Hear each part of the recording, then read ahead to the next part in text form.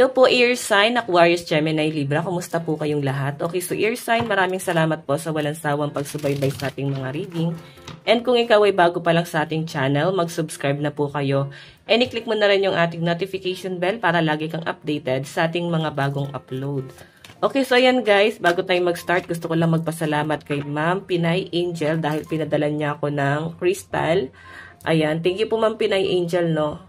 Napansin daw niya kasi nagkakasakit na ako, so kailangan ko daw siguro ng protection. Kaya pinadala niya ako. Ayan. Meron pa siyang lagayan, ang bango ng lagayan niya. Okay. And letter, ayan, basahin niyo. Binasa ko na to guys, to sa fire sign at saka water sign. Ayan, panoorin niyo na lang kung yung message niya sa akin. Ayan. Thank you, Ma'am Pinay Angel, kung nanonood po kayo. Okay. Alam ko nagbebenta rin siya guys ng crystal. Check nyo na lang guys, no? Ayan, pwede kayong bumili sa kanya. Ayan, kung nagagandahan kayo. Ear sign, gabay kapalaran.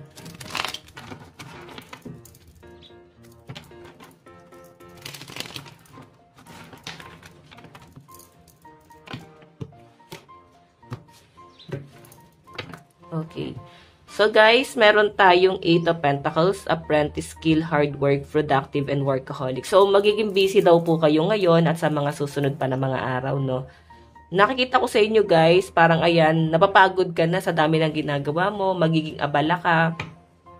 And parang ikaw lang lahat ang kumikilos, okay? Yung iba sa inyo pwedeng sa business mo, baka wala ka pang hawak na mga tao. So parang nagtsatsaga kayo dito na parang ikaw muna yung gumagawa. So yun yung nasasagap ko rito guys, no? Ayan, so 8 of Pentacles naman to guys. Ibig sabihin, meron naman to talaga magandang ibubunga lahat ng pinaghihirapan mo ngayon, lahat ng pagsusubikap mo. Especially kung tuloy-tuloy pa rin yung pagtatrabaho mo. Kasi grabe, no? Yung pagiging workaholic mo. Hindi lang to guys sa trabaho sa, kung kikita ka ng pera, pwedeng sa loob din guys ng tahanan, naglilinis, ang dami mong ginagawa. So parang magiging abala kayo guys. Okay? Tignan pa natin.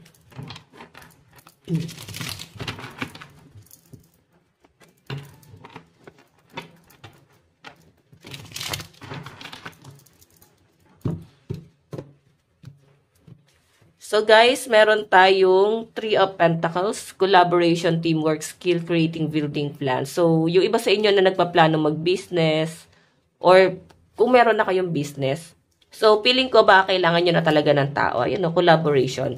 Ba kailangan nyo na ng tao or kakolab para sa business mo, marketing, para mas makilala ka pa. Ganun lang yun guys, no? Parang ganun talaga sa business. Parang kailangan mo ng connection. Kailangan magkaroon ka ng expansion. So, pag may business ka, kailangan may mga tao kang malapit sa inyo na pwedeng tumulong sa inyo para i-market ka.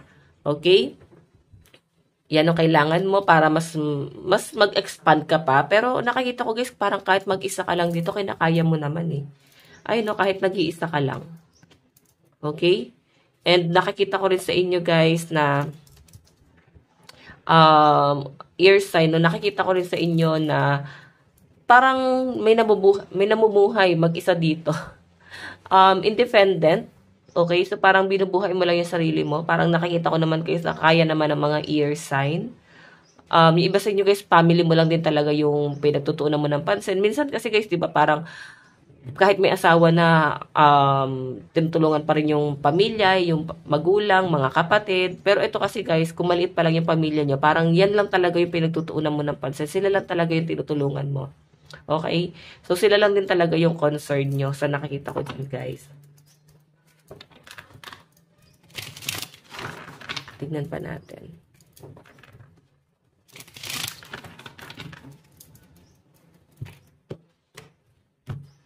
Ear sign, gabay kapalaran, spirit guide.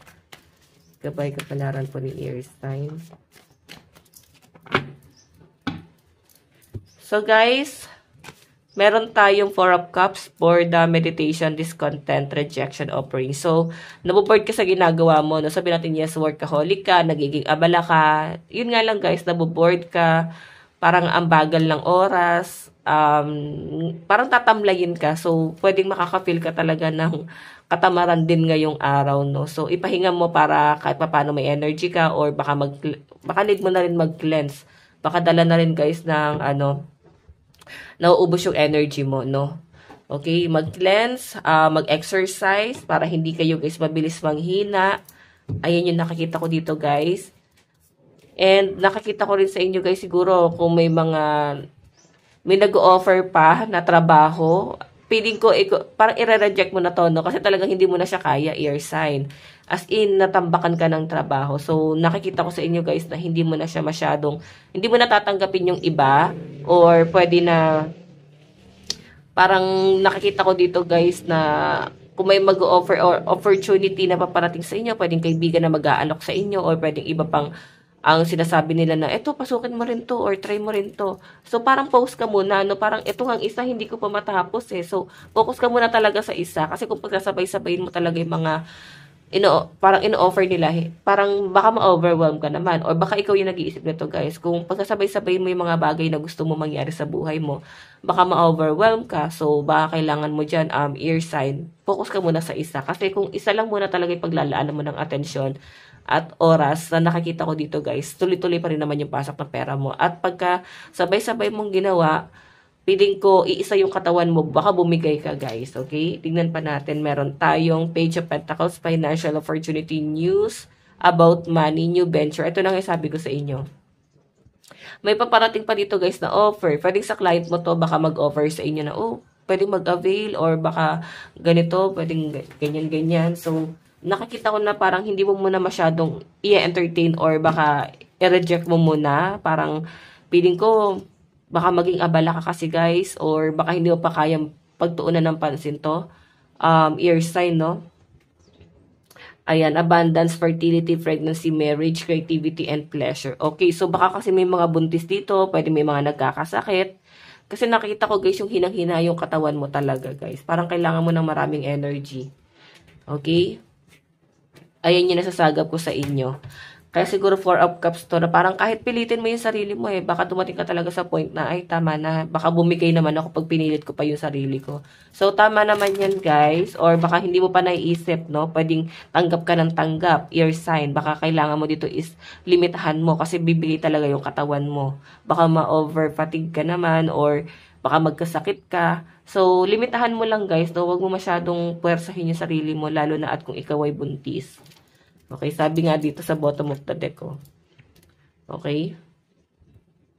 Ayan, nabasa nyo ba? Or baka may paparating kasi na kasalan. Tignan natin guys, ano bang inyong advice? Meron tayong protect your home, take care of your sacred spaces. Okay, lucky number mo is 15 and 23. Ito lang guys ang inyong reading. Bukas po ulit. God bless and love you all. Bye-bye.